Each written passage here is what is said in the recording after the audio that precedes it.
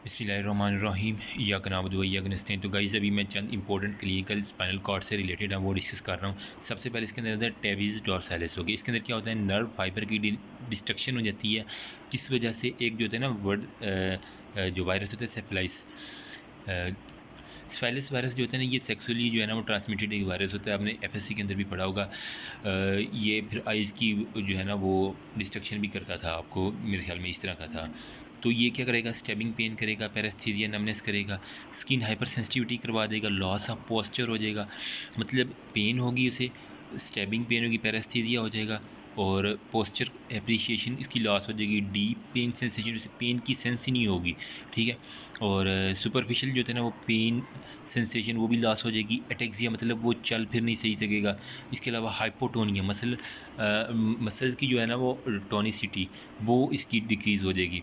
उसके अलावा जो है ना टेंडन रिफ्लेक्स, मतलब उसको एचलीस टेंडन होता है ना जैसे कि, या फिर लिगामेंटम पेटिलाई के टेंडन के ऊपर हम वो हैमर करते हैं तो वो उसे रिफ्लेक्स आता है, वो रिफ्लेक्स इसके अंदर नहीं आएगा। टेबीज डॉर्सलिस सिफिलिस वायरस होता है, उसकी वजह से डिस्ट्रक्शन ऑफ स्पाइनल कॉर्ड कोई भी एरिया हो गया, लॉस ऑफ सेंसेशन हो गया, डीप पेन हो गया, और इसके अलावा डीप पेन की सेंसेशन लॉस हो जाएगी और टेंडन रिफ्लेक्स हो जाएगा, पैरालिसिस हो जाएगी।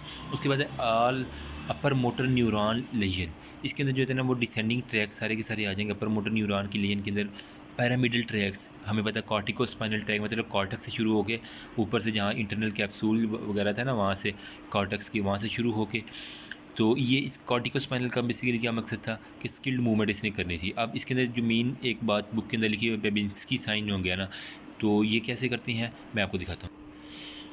तो गाइस बेबिंस्की साइन करने के लिए जो है ना lateral side of the foot, इसके ऊपर जो है ना वो सर्जन यूँ करके ना वो किसी भी हैमर के ज़रिए करती हैं। तो ये देखें, जो ये ना प्लांटर फ्लैक्स हो जानी है फिंगर्स, इसका मतलब है कि नर्व ठीक है। लेकिन अगर बेबिंस्की साइन होगा तो यहाँ पे जब प्लेट करेंगे तो ये जो है ना बिग टो, इसकी जो है ना वो डॉर्सी फ्लेक्शन हो जाएगी और ये जो है ना फ़ैन आउट हो जाएंगी। ये जो फिंगर्स है ना ये इस तरह करके फ़ैन आउट हो जाएंगी जब यहाँ पे टैपिंग करेंगे।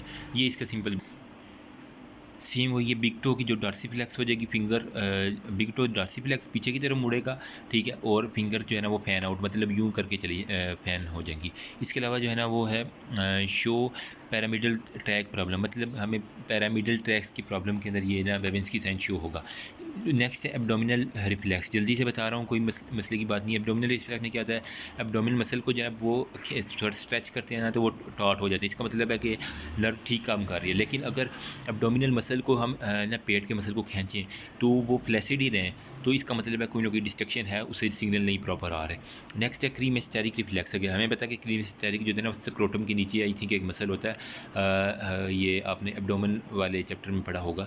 तो उसके अंदर क्या होता है कि सर्जन क्या करता है कि वो मीडियल साइड ऑफ थाई को ना बिल्कुल जो है ना टेस्टिस के पास उसको टैपिंग करता है, तो वो जो होते हैं ना वो स्क्रोटम वो अपवर्ड लिफ्ट हो जाता है। इसका मतलब है कि नर्व ठीक काम कर रही है। Tapping of medial side of thigh, upper medial side of thigh करने से टॉट हो जाते हैं क्रीमेस्टेरिक मसल। तो अगर ये ऐसा ना हो तो इसका मतलब है कि क्रीमेस्टेरिक मसल की कुछ ना कुछ प्रॉब्लम चल रही है। लॉस ऑफ स्किल्ड मूवमेंट इसके अंदर भी आ जाएंगे, ठीक है। अब इसके अंदर नेक्स्ट जो है ना एक्स्ट्रा पैरामिडल, ये थी पैरामिडल से। अब यह पैरामिडल जो बाहर जो होती है ना वो एक्स्ट्रा पैरामिडल होती है। इसके अंदर क्या होता है, अगर वहाँ पे इंजरी होती है सीवियर पैरालिसिस हो जाता है। हाइपरटोनिसिटी मतलब हाथ से ज़्यादा मसल की टोन इंक्रीज़ हो जाती है तो मसल अकड़ जाते हैं ना। वो एक तो होता है ना मसल बिल्कुल ढीले ढाले रहे तो वो पैरालिसिस होता है। अगर हाथ से ज़्यादा अकड़ जाए ना, उसको भी अकड़ जाए तो उसको भी कहते हैं हाइपरटोनिसिटी। इसके अलावा क्लैप्स नाइफ रिएक्शन इसके अंदर एक नाम होगा। और इसके अलावा था GLONASS Johnny degeneration of the nerve fibre. ये मैं सर आपको बुक से अभी दिखाऊंगा, पहले हम क्लिनिकल जल्दी से डिस्कस कर लेते हैं। तो गाइस नेक्स्ट जो है ना वो हमारे पास है spinal shock syndrome. Spinal shock में क्या होता है, एक्यूट स्वेयर पेन होती है, स्पाइनल इंजरी मतलब अचानक और शदीद जो है ना वो कोई भी ना इंजरी हो उसकी वजह से स्पाइनल शॉक सिंड्रोम में कहते हैं। ये 24 घंटे से 1 से 4 हफ्तों तक रह सकती है।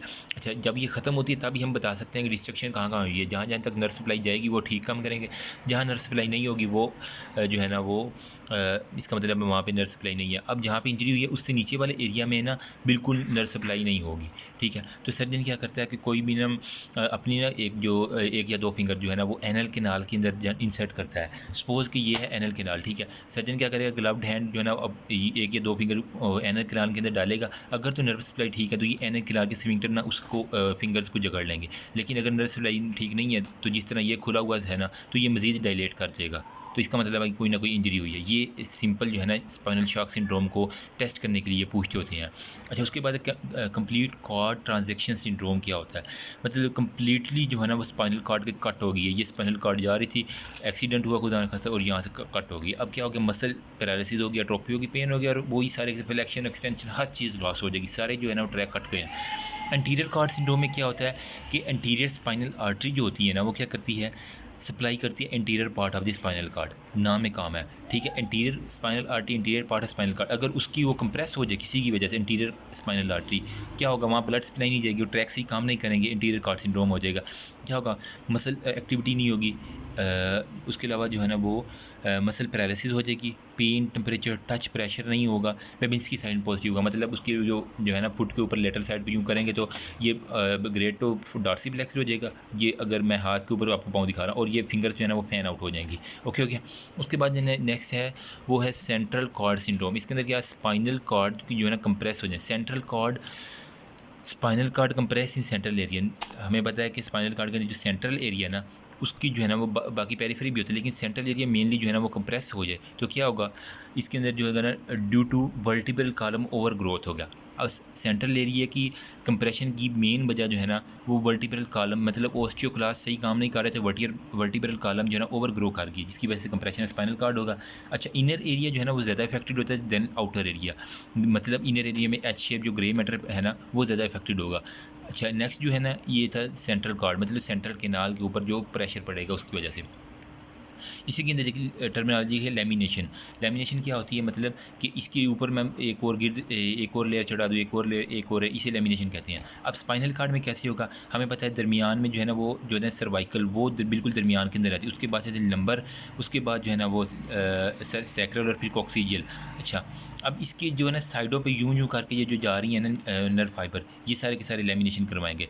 Cervical fibres are medially, lumbar fibres are laterally, ठीक है। इस सारे को प्रोसेस हो in central cord syndrome. Cervical fibre are more affected, मतलब सेंट्रल कॉर्ड में हमने कहा कि सेंट्रल केनाल वाला एरिया अफेक्टेड था, मतलब सर्वाइकल एरिया जो सेंटर में पड़ा हुआ ना, साइडों पे तो फिर लेमिनेशन हो रही है लंबर और सैक्रल की।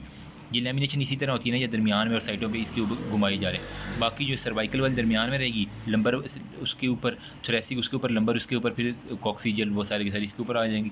सेम वैसे ही है ऑल अपर लिम्ब जो है ना, अब सर्वाइकल है तो मतलब अपर लिम्ब ज़्यादा अफेक्टेड होगा देन लोअर लिम्ब हो गया। बस ये है सेंट्रल कॉर्ड सिंड्रोम के अंदर। नेक्स्ट है ब्राउन कॉर्ड सिंड्रोम हो गया। इसके अंदर क्या होता है कि एक साइड ऑफ स्पाइनल कॉर्ड, मतलब इप्सीलेटरल जो है ना एरिया वो अफेक्टेड होगा। तो हेमी सेक्शन भी इसे कहते हैं कि मतलब अगर ये है ना ब्राउन कार्ड सिंड्रोम हो गया तो एक साइड वाला एरिया होगा, दूसरे साइड वाला बिल्कुल ठीक होगा, एक साइड वाला अफेक्टेड होगा, या एक टांग अफेक्टेड होगी, या एक हाथ अफेक्टेड, इस तरह होगा। नेक्स्ट सेरेनोमिलिया क्या होता है? नो सेंट्रल कैनाल फॉर्मेशन, मतलब जो सेंट्रल कैनाल होती है ना स्पाइनल कॉर्ड के अंदर वो बनती नहीं है, तो फिर क्या होता है? ट्रैक फंक्शन डिस्टर्ब हो जाएंगे। ग्लायोसिस होती है, मतलब ग्लाइल सेल जो है ना वो डिसफंक्शन होंगे। ग्लाइल सेल क्या करते हैं? ये एक किस्म का जो है ना ब्रेन के अंदर जो है ना वो डिस्ट्रक्शन का काम करते हैं, जो डेब्रेस वगैरह होता है, लेकिन उसकी डिसफंक्शन होगी तो स्पोर्टिंग सेल ऑफ न्यूरॉन जो है इफेक्टेड हो गया। इसकी वजह से क्या होगा? लॉस ऑफ पेन पे वही वाइब्रेशन लॉस होगी और मसल पैरालिसिस, लेकिन कंप्लीट लॉस नहीं होगा सेरेनोमिलिया में। मतलब सेंट्रल केनाल नहीं बनी, पेरीफेरी तो बनी हुई है, तो वो पेरीफेरी तो अपने काम जारी रखेंगी, तो कंप्लीट लॉस नहीं होगा, वीकनेस होगी, लेकिन पार्शियल हम कहेंगे, पार्शियल वीकनेस, पार्शियल डिस्क्रिमिनेशन हो गया। उसके अलावा जो है ना एक शॉल का लफ्ज़ इसके अंदर इस्तेमाल किया हुआ, मतलब शॉल लाइक, मतलब एक साइड वाली जो है ना पार्शियल पैरालिसिस होगी, तो शॉल की तरह एक हम चादर जो लेते हैं वो एक साइड पे लेते हैं ना, तो इसी तरह वो कह रहा है कि शॉल की तरह जो है ना वो हमें इसकी लॉस नज़र आएगी। नेक्स्ट जो है ना वो है पोलियोमाइलाइटिस। पोलियो वायरस होता है जो इफेक्ट करता है इंटीरियर मोटर न्यूरॉन को, ठीक है।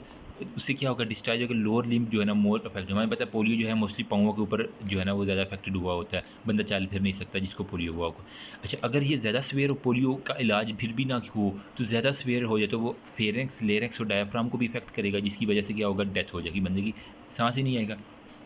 नेक्स्ट है मल्टीपल स्क्लेरोसिस। क्या होगा? ऑटोम्यून डिजीज़ है। ऑटोम्यून एंटीबॉडीज जो है ना जिसम के अंदर जो है ना ऑटोम्यूनिटी आ गई। अब नर्व फाइबर की जो है ना माइलिनेशन, मतलब हमें पता है ना यार, माइलिन शीट होती है नर्व फाइबर के ऊपर यूँ, जिसके ऊपर जो है ना वो यूँ जंप करके जा रहे थे।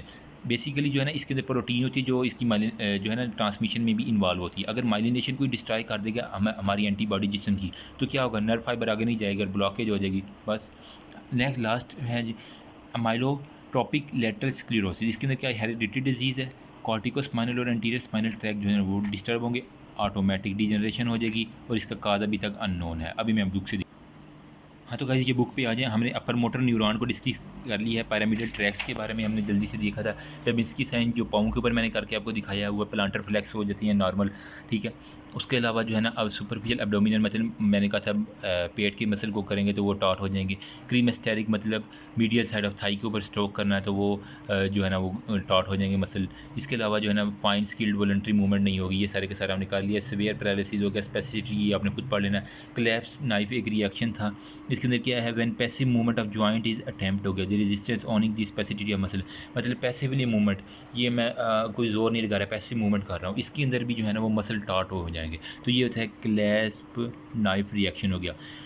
उसके बाद जो है ना वो लोअर मोटर न्यूरॉन का थोड़ा सा उसने बताया, फ्लैसिड पैरालिसिस, एट्रोफी, ये ईजी है। नेक्स्ट जो है ना वो पैरालिसिस की थोड़ी सी टाइप बताई हुई हैं, हेमीप्लेजिया, मोनोप्लेजिया, डायाप्लेजिया, पैराप्लेजिया और क्वाड्रीप्लेजिया। क्वाड्री मतलब चार है ना, तो इसे याद रख लें कि चारों लिम्ब जो है ना वो आपके अपर दोनों लिम्ब और लोअर दोनों लिम्ब जो है ना वो इफेक्टेड होंगे। पैरा में क्या है, पैर से याद रख लें, दोनों जो है ना लोअर लिम्ब पैराप्लेजिया में वो दोनों पैरालिसिस हो जाएगी। डायाप्लेजिया में क्या है, क्रॉसपॉन्डिंग लिम्ब, आर्म्स और लेग्स, या तो दोनों हाथ होंगे, या डाया है ना, डायाप्लेजिया मतलब दो साइडों वाला, तो या दोनों हाथ जाएंगे या दोनों पाँव जाएंगे। पैरा में दोनों पाँव ही जाने हैं, जो मर्जी हो जाए। मोनो डाया में या दोनों हाथ जाएंगे या दोनों पाँव जाएंगे। मोनोप्लेजिया में क्या होगा, सिर्फ एक लिम्ब जाएगा, या अपर लिम्ब जाएगा या लोअर लिम्ब जाएगा, वही हो गया। उसके बाद हेमीप्लेजिया में क्या होगा, वन साइड ऑफ बॉडी, मतलब ये है ना, या वन साइड ऑफ बॉडी, या राइट लेग और राइट फुट जाएगा या लेफ्ट लेग और लेफ्ट फुट जाएगा, ये होता है हेमीप्लेजिया। सिंपल है, बिल्कुल ईजी है। उसके बाद गाइज मैंने ये spinal track shock syndrome, sudden shock के अंदर जो है ना, सडन इंजरी के अंदर मैंने कहा था 24 घंटे से 1 से 4 हफ्ते लग सकती हैं। उसके बाद ही हमें पता चलता है कि क्या क्या हमारे पास क्लिनिकल फाइंडिंग है। एनल स्विंगटर रिफ्लेक्स, मैंने आपको बताया कि सर्जन वो एनल केनाल के अंदर फिंगर टैप करता है, अगर वो कंस्ट्रिक्ट कर दें तो ठीक है, अगर ना करें तो फिर इसका मतलब मसला है। इसके अलावा जो है ना कंप्लीट कॉर्ड ट्रांजैक्शन सिंड्रोम, मतलब पूरा कट हो गई है, इसके अंदर बाइलेटरल हर चीज़ उड़ जाएगी बंदे की ना, कुछ भी नहीं होगा। एंटीरियर कॉर्ड के अंदर एंटीरियर जो है ना वाला वो सिर्फ जाएगा, ये देखिए मैंने यहाँ पे क्या होगा, पोस्टीरियर कार्ड जो है प्रिजर्व रहेगा, फेसिकुलस ग्रेसिलस और क्यूनेटस। एंटीरियर कार्ड जाएगा, पोस्टीरियर वाला जो है ना वो प्रिजर्व रहेगा, फेसिकुलस ग्रेसिलस और क्यूनेटस जो है ना वो मतलब हमारी वाइब्रेशन, पोजीशन और प्रोप्रियोसेप्शन ठीक रहेगी। लेकिन क्या होगा, मसल एक्टिविटी पैरालिसिस हो जाएगी और बेबिंस्की साइन पॉजिटिव होगा। एंटीरियर वाले जो है ना वो एरिया इफेक्ट हो तो एंटीरियर वाले जाएंगे, पोस्टीरियर वाला फेसिकुलर ग्रेसिलस और क्यूनेटस वो ठीक रहेगा।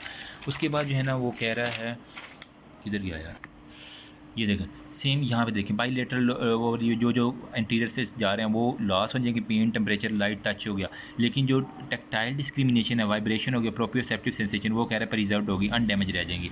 सेंट्रल कार्ड में क्या है, सेंट्रल केनाल ही नहीं बनी, वही कह रहा है कि सेंट्रल केनाल नहीं बनने की वजह से हाफ जो है ना वो चीज़ें चली जाएंगी। बाईलेटरल पेन हो गया, वो सारे के सारे आपने पढ़ लेनी है।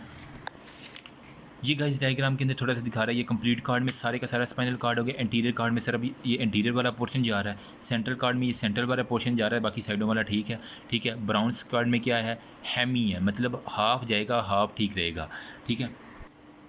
ये देखिए मैंने इस ब्राउन कार्ड के अंदर पेज के अंदर वो दिखाया कि इप्सी लेटरल एक साइड वाला हेमी सेक्शन जाएगा, वो सेम उसने ये इसी डायग्राम के अंदर फिर दिखाया हुआ है कि हाफ वाला जो है ना ब्राउन स्क्वाड सिंड्रोम में हाफ जाएगा। इसके बाद सेरेनोमिलिया क्या है, सेंट्रल केनाल का मैंने बताया था, इसके अंदर ग्लाइल सेल उड़ जाते हैं। पोलियोमिलाइटिस जो होता है ना वो एंटीरियर वाले को मोस्टली इफेक्ट करता है, जबकि एम्फेलोट्रॉपिक लेटरल स्क्लेरोसिस ये भी मैंने बताया, इसका काज अननोन था अभी तक। ब्राउन स्क्वाड के अंदर वही कह रहा है कि फ्रैक्चर डिस्लोकेशन हो गया, वर्टिब्रल कॉलम हो गया, उसके बाद बुलेट या किसी स्टेप माउंट की वजह से ना एक्सटेंडिंग ट्यूमर हो गया या हेमी सेक्शन हो गया, वही है कंप्लीट सेक्शन इज़ रेयर। कह रहा है हाफ जो है ना वो चीज़ें जाएंगी। इसी लेटर मैंने आपको नोट्स के अंदर दिखाए हैं, ठीक है। और ये आप देख सकते हैं ब्राउन स्क्वाड का ये वाला हेमी सेक्शन, या हाफ ये जाएगा या हाफ ये जाएगा। ये वाला जो है area skin area in which सेरेनोमिलिया अपर ट्रंक वाला जा रहा है, ठीक है। सेरिंगोमिलिया में मैं पता नहीं सेरिनो क्यों बोल रहा हूँ, सेरिंगोमिलिया में पार्शियल वो हर चीज़ जाएंगी, sensation of temperature, pain loss हो जाएगी, वो सारे के सारे आपको बता रहा है। उसके अलावा जो है ना वो पोलियोमाइलाइटिस का बताया, लोअर लिम्ब को ज़्यादा इफेक्ट कर रहा था, ठीक है। एंटीरियर वाले पे ऊपर ज़्यादा वायरल इन्फेक्शन है न्यूरॉन का। एंटीरियर ग्रे कॉलम के अंदर ये वाली डायग्राम के अंदर देखिए, पोलियोमाइलाइटिस के अंदर एंटीरियर ग्रे कॉलम हो जाना, वो सारे का सारा इफेक्टेड है। इसके अलावा पार्किंसन डिजीज़ जो है ना ये क्या है, ग्लोबस पेलिडस पुटामैन और क्यूडेड न्यूक्लियस। बेसिकली सिंपल क्या है, ये डीजनरेशन है किसकी, सिस्टेंशियन नाइग्रा की, लेसर एक्सटेंट की, ग्लोबस प्लेडेस की हो गया, पुटामैनो हो गया, ये पोन्स के अंदर होते हैं, क्यूडेट न्यूक्लियस हो गया, ये हम सारे पढ़ रहे हैं। अच्छा, न्यूरो जो है ना डोपामीन, इसकी रिलीज़ के अंदर थोड़ा सा मसला आ जाता है। फिर क्या होता है कि ट्रेमर्स आते झटके लगते हैं बंदे को, ठीक है, बंदा जो है ना वो हर चीज़ जो है ना भूल जाता है, अपने अपने लोगों को भी बंदा भूल जाता है। इसके अंदर ये सिंपल यही होगा। तो गाइज़ ऑलमोस्ट ये सारे के सारे कंप्लीट है। फर्दर डिटेल के लिए आप इसे अच्छे से रीड करें, इंशाल्लाह आपको क्लियर हो जाएगा। मैंने अपनी तरफ से पूरी कोशिश की है। ये लेयन मैंने थोड़ा सा नोट्स बनाए हैं। पोस्टीरियर ग्रे के लिए सेंसरी लेयन हो जाती है, अगर इंटीरियर ग्रे कॉलम का हो तो मोटर लेयन ज़्यादा होती है। जैसे पोरियम लेटिस के अंदर जो है ना इंटीरियर ग्रे का मैटर हुआ था ना, इंटीरियर वाला मोटर लेके जाता है ना, उसके अंदर फिर डॉर्सल पाथवे में लेयन अगर हो जाए, टच प्रेशर और वाइब्रेशन सारे के सारे जाएगी, ठीक है। इप्सी लेटरल होता है, और ये क्या है, बिलो साइट ऑफ लेयन जो है ना पैरालिसिस होती है। इफ C5 होता है तो C5 से नीचे जो है ना, अगर डार्सल पाथवे की लेयन हो ना, ठीक है, ये हमारे पास होता है डार्सल पाथवे और ये होता है वेंट्रल। अगर डार्सल की हो तो उससे नीचे जो है ना वहाँ नीचे नीचे लेयन होगी। लेकिन अगर एंटीरियर के ऊपर होना तो लाइट टच और प्रेशर जाएंगे। एंटीरियर पाथवे की अगर लेयन तो लाइट टच, इसके अंदर क्या सेंसरी लॉस होगा, और L3 to 4 level below the Leyen जो है ना हमें जो है ना सेंसेशन फील नहीं होगी। एंटीरियर वाले की अगर होगा तो 3 to 4, डार्सल वाले की होगी तो सिर्फ एक लेवल नीचे की हमें सेंसेशन नहीं होगी। लेटरल स्पाइनोथैलेमिक ट्रैक की अगर हो तो टेम्परेचर और पेन के लिए था ना कॉन्ट्रा लेटरली होगा, मतलब अगर राइट साइड पे तो लेफ्ट के होगा, लेफ्ट की हो तो राइट के ऊपर होगा। क्या होगा, 1 level below the Leyen affected होगा। उसके अलावा ये सारे के सारे मैंने ट्रैक दिखाए, डॉर्सल वाला ये है, एंटीरियर वाला ये है, लेटरल वाला ये है। मोटर लॉस क्या होगा, अगर एंटीरियर वाले की होगी ना, अपर मोटर न्यूरॉन और lower motor neuron. Upper motor below card अगर इंजरी होगी तो मोटर लॉस होगा, डायरेक्टली टू दी मसल हो गया। अगर लोअर मोटर कार्ड की इंजरी होगी ना तो मसल की डायरेक्ट पैरालिसिस होगी। लेकिन अगर अपर मोटर की होगी तो below the level of injury जो है मोटर लॉस होगा। बस ये आपने बात याद रखनी। उसके बाद अपर मोटर न्यूरॉन के अंदर डैमेज और स्पैज़म हो गया, हाइपोटोनिसिटी हो गया, टोन हो गया। अगर लोअर मोटर की इंजरी हो गई तो फ्लेक्सिबल हो गया मसल, हाइपोटोनिसिटी और पैरालिसिस हो गया। अपर मोटर की होगी ना तो क्या होगा, स्पैज़म, मतलब अकड़ाव आ जाएगा, हाइपरटोनिसिटी और मसल की टोन इंक्रीज़ हो जाएगी, क्योंकि अपर वाला बड़ा है ना। उसके बाद जो अगर लोअर की होगी ना तो हर चीज़ नीचे गिर जानी, पैरालिसिस हो जानी, टोन भी नीचे आ जानी है और फ्लेक्सिबल मसल हो जाना है। तो गाइस ये छोटी छोटी बातें जो मैंने आपके साथ शेयर करी। पोलियोमाइलाइटिस के लिए interior grey matter motor loss होता है, लोअर लिम्ब का मोस्टली, ये बस याद रखना। Thank you so much. भैया वैनी you can ask me video बड़ी थोड़ी सी बन गई, लेकिन होपफुल ये हेल्पफुल होगी आपके लिए।